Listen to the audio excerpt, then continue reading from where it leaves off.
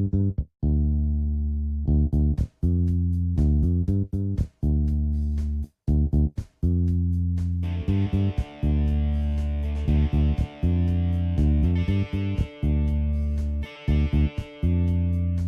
everyone, and I'm here with Death on the Pitch Season 4 winner Show Me Magic. We were going to have Arknalax on the stream with us today, but my Discord and Streamlabs only seem to allow people that win leagues to take part in this call, so it's just the two of us, unfortunately. Magix. I believe you won your own league, didn't you? Yes, I did. Hence the fairly large self-purchased trophy over there. You will be getting one of those as well. So just so it's on air, you are going to get a trophy, and there's two more people that are as well. So, Beard of Turtles, who was formerly Cammy, he's going to get one because he won Season 1 for his division, and also Crazy won Season 1 for the Premiership or whatever we were calling it back then. So we'll make sure that you guys get those. So there's quite a few league winners in this competition then. Yeah. I mean, it's not difficult to win. So a good level coach could at least make playoffs in Death on the Pitch. Yeah. Not miss out. It's my first league, isn't it? So I think that says it all. Well, it's incredibly impressive actually, and it does show you the skill difference. When you've only got a set amount of games to make an impression over, just playing 4,000 until you get a good record together. It does show skill level quite well. And I think in actual fact, it just goes to show, the difference when we get a coach like yourself who's got a decent CCL record, but because you can't put the time in to put 400 games in, you've not made it to the playoffs yet. It just shows what you can do when you come into a league format and everyone's on the same playing fields. That's quite interesting. So I wanted to have a talk to you first of all about how did you find playing in a league for the first time? Because obviously, being a CCL coach, you've never known who your opponents are going to be, how their teams are developing and things like that. And with a league, there's more structure to that. So I'd be interested to know your thoughts on that. And did it impact you at all throughout the season? I think there's different ways of sort of going about games. Really, like it's nice to know who you've got, but then there's also that pressure of you kind of have to make it happen. So I think I'd plotted my course through the league, and I was like, right, well, the first two games I'm playing stunties, so I'm going to get loads of Kaz's, and I'm going to develop my team. And then I think I got one Kaz in 2 games, and then I had all these plans to beat the next few players, and they didn't turn up. So I had a few weeks where I was sat there twiddling my thumbs. I don't think I played for 3 weeks. Yeah, because there have been some allegations that you are, quote unquote, a fake champion because you didn't play all of your games. How do you respond to that? Well, I mean, I can only beat the people that turn up. If people are too scared to take on the champ, then I don't know what else I'm supposed to do. And I actually, sorry to cut you off there, I respect the fact that you call yourself the champ because you've won something. So continue, champ. Yeah. It's not what the people say, it's what the trophy says. Exactly. No, it was frustrating because it does annoy me a little bit because I don't know. I mean, I had a good run.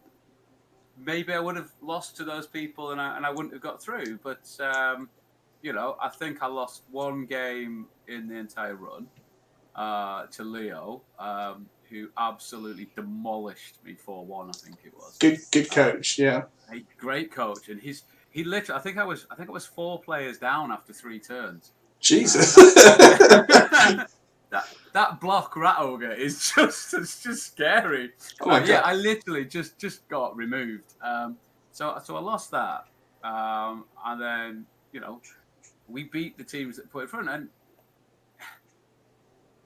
I think up until the final, I don't think I was ever favourite. I think when we got to the final, I don't want to say easily amused. Great coach, great team, but he just got ripped to pieces. Yeah, that was.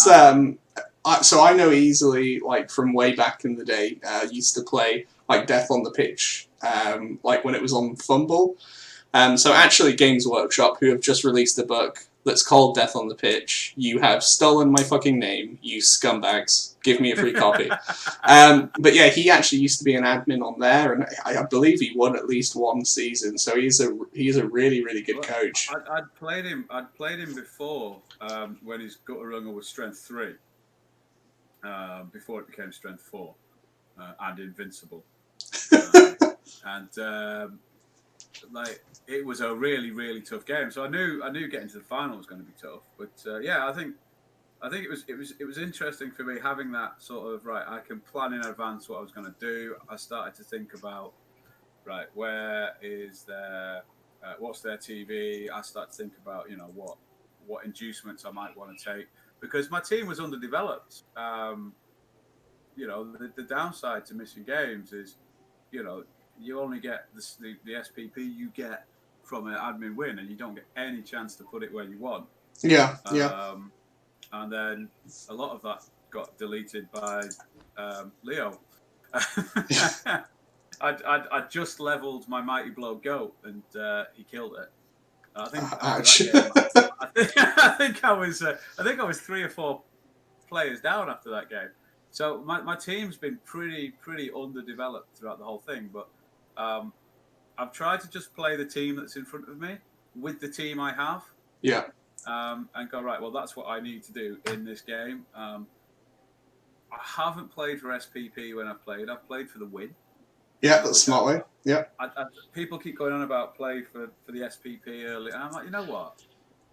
I'll just play the team I've got. And if I win, I win. If I lose, I lose. So I think that's a good mindset if you play CCL and you can just hit reset if things don't go your way. But like in a league with like qualification brackets and stuff, I think you've got the right approach. You have to try and get the win at all costs in terms of like, sacrificing a player here or there to make sure you get it. Where in the CCL you might hold back because you need that player for the next like 5 or 6 games. It can make the difference between making playoffs or like Archnalax not making playoffs. Yeah. I think it's a different mindset as well with like your appos and stuff, isn't it? I'm quite loose with my appos in CCL these days. If it's worthy of a power appo, and I think I did it a couple of times in the league and maybe regretted it. But then again, if I want to win, if I think this is my good chance of winning, and I want that player, that's what I've had to do. But I think the team developed quite well in the end. I mean. I've got 4 block warriors, and I think if you've got 4 block warriors, you're in a good spot. Yeah, it's a good foundation. I've got the screen, the team up on the screen just for your reference. So you've got 2 block Mighty Blow warriors, 1 block guard. Then you've got a space that looks like it's for a Minotaur, but I don't see the Minotaur. And then and then you've got a ton of like unique and interesting beasts, but you've not got any mutations, I don't think. No, I mean, I think mutations for me come a little bit later. I want to see where the Rackle Goat was one of the most important ones. Good piece. I think that's really key. I wanted a Mighty Blow Claw Block Goat, which is really key. The Dirty Player Goat, which people tell me is interesting. Is I had to play Leo and I had to play Easily Abused one after the other. Oh, okay. And my theory was, I've got 1 level up. How can I make a difference? And it was foul the shit out of some rats. Yeah. I mean, I was expecting to be down TV, so I was like, right, we'll get a bribe. We will literally just get a rat on the floor and kick it till it's dead. And that was the plan. I don't think it worked against Leo because I was out of players by turn 5. Yeah. You can't foul when you're down numbers unless exactly. All hope is pretty much lost. And I think Easily Amused had me running around the pitch after his blooming gutter runners. I hate gutter runners. I hate strength 4 gutter runners as well. That's disgusting. I should have deleted it. I kicked him. I don't know if you saw in the final, but I think I fouled him 3 times, and the first 2 times I got sent off. Um, and I think on the third one, I managed to stun it, to finally get an armor break and KO him, and then he came straight back. Ah, So unlucky. literally the most invincible rat on the planet. That Solid. Please, somebody kill it. No, it looks good. It looks like you've got a solid, definitely solid foundation for this season. Which for those of you that there's a lot of people in our league that don't know how it works. So like you get make it up as we go along. Yeah, I make up the rules and I defend them, but I always make them up on the spot. Anyway, but yeah, so we're going into like season 2 of our time bracket now. So again, the teams can exist for 3 seasons maximum. So this is the season where it really starts to get juicy. And to be honest, when you take a Chaos team, and I said this when I took my Nurgle team, I'd never expected to do anything in season 1, and I didn't. It was season 2 that I was aiming for. So I think you're entering season 2 in actually a really strong spot. The fact that you've managed to, surpass, CCL finalists and like other top tier coaches. You would assume that playing dwarves would give you an advantage early doors in the league, wouldn't you? Yeah, exactly. But once the teams level out, it then goes down to coaches' skill level, and unfortunately, that can be a hindrance for some coaches. But I'm looking at your league now. I'm going to give you a preview of what kind of races you're going to be going up again. It looks like you've got 3 dwarf coaches in there. I've got Almighty Blow. You've got Necros, you've got Bretts, you've got Dark Elf, you've got Easily Amused, and Leo's Skaven. That's another thing. We are going to divisions of 12 this season. Despite the fact I had the worst season of my life and genuinely did not enjoy a second of it, I felt it was too short. Like the 9 weeks, just bang, there and gone. By the time you really started to get a feel for the divisions and the teams, you were already like deep into the playoff race, and like 2 or 3 games going the wrong way, and you could be out.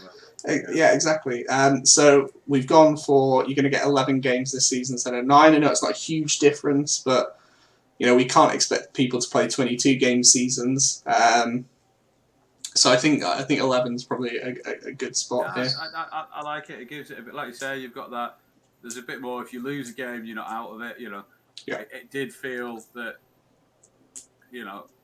just 2 losses, and it's going to be really difficult to come back from that. Yeah. You've got a chance to develop your team, get your players together a little bit. Well, that's a good point as well, because I think another problem we had so many coaches, but we had a very small number of playoff slots. So what we're going to do this season is we're going to do, I think it's 16. I think 16 folds down well. I'll need to double check, but I'm going to just presume I'm right now. So we're going to do top 5 of each division, and then there is going to be 1 wild card team selected out of the 3 divisions as well to make that 16th spot. We're debating at the moment. Hang on, is that just one of those rules you make up so you can be in playoffs? Maybe. We need to make sure. We needed to make sure that Ark could get in somehow. Okay. But yeah, what I'm hoping it's going to be, and we are sort of debating this, like as an admin team at the moment. Do we want to do it for something that you can measure quite easily, which I think is probably the fairest option, but then that doesn't give us much leeway to get Arkmalax in? Or do we have it for something that's more subjective? And like my thought is like the most fun team, or like something that's not like a min-max abusive like power team. Someone that's gone for like their big guys. They've gone for the cool skills. They've not just gone Block Claw, Mighty Blow on every single piece. They've used their initiative and they've created something quite like interesting and fun to play against. So that's my thoughts. That's what I want. But I'm getting better at listening to other people's opinions. So it's now a vote on what happens. So I might get my way. I might not. Right. Fair enough. Well, we'll see what happens. I will remember that that option is there. If I start to go down the thing, we'll go with we'll go with a team of tentacle goats. And but yeah, we'll wait till it gets announced because it might just go on most fouls, which was something else we were looking at. But yeah, that's it. The playoff spots are opening up, so there's going to be top 5 in each division, and then the wild card spot as well.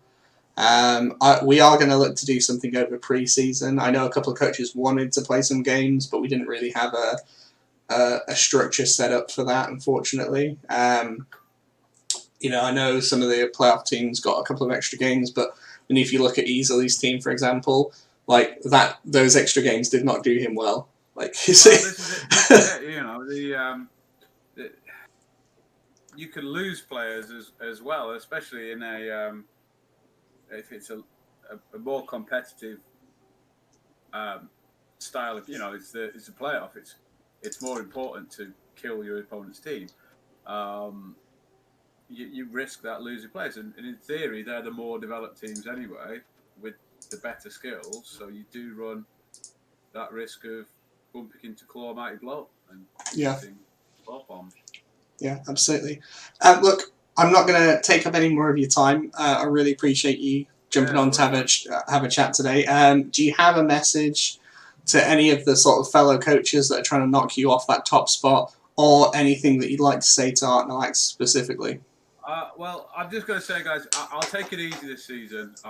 Just so obviously you're not going to win it this year. Let someone else have a go. That's get my excuse in already. I mean, I think Ark's due a league victory at some point. Oh, come on, it's not going to happen, is it? Let's be real. He is a CCL finalist, remember? Yeah, but he's not allowed to play 400 games. Well, I don't know. Maybe that's why you increase the league setting. Yeah. But no, guys, just at the end of the day, let's just have some fun. It's all, we all moan about CCL being like full of annoyance, but let's just enjoy it. It's been. I've enjoyed, the socials on a weekend. I've enjoyed the streams. When anyone's streaming, guys, let's all get in there and have a laugh, and just enjoy ourselves. Make it the most fun. We don't have to be the best league in Blood Bowl, but we can still be the most fun. We're definitely the best league in Blood Bowl. We're definitely the best one. There you go, then. And if you don't agree, you get banned. That's the rule. Isn't the rule you just get banned anyway? Like if. So I've got everyone's name in a hat next to me, and if I'm in a bad mood, I just pick one out and just bang, you're out. That's how it works. That makes sense. But yeah, and then message to Art and Alex. I'm gonna be nice. I'm gonna say a big thank you to Art and Alex for donating the prize. Oh yeah, shit, yeah, thank you, Art. That's awesome. Yeah, no, it's appreciated. I've actually started to contact my local gaming store to see if I can find a Blood Bowl league to actually use it in. But we shall see. Brilliant. Well, look, thanks everyone for tuning in, and again, thanks Magic for your time. Excellent. Cheers, man. See you soon. See you later.